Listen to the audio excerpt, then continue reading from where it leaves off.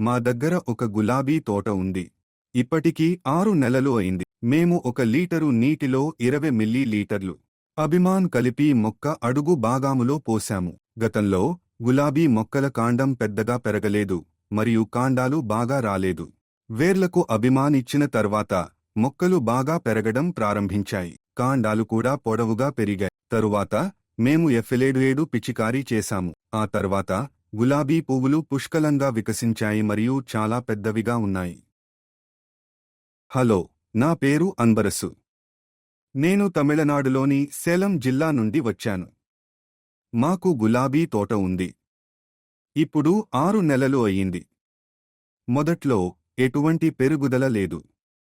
అభిమాన్ ఇచ్చిన తర్వాత మంచి పెరుగుదల ఉంది. ఆ తర్వాత మేము ఆర్బిక్స్ ఇచ్చాము. దానిలో మంచి మార్పు వచ్చింది.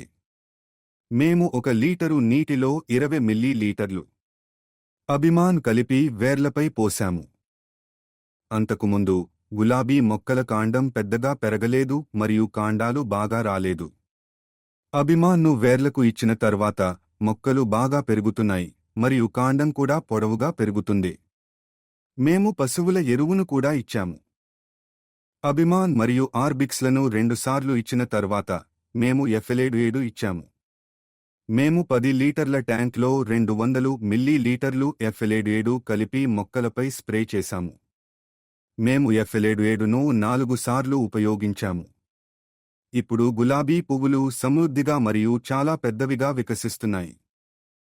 మేము ఎపికేఎస్ ఆర్గానిక్స్ను ఆన్లైన్లో ఆర్డర్ చేసి కొనుగోలు చేశాము. అభిమాన్ ఇచ్చిన తర్వాత గులాబీ మొక్కలు పువ్వులు బాగా పెరుగుతున్నాయి. ధన్యవాదాలు.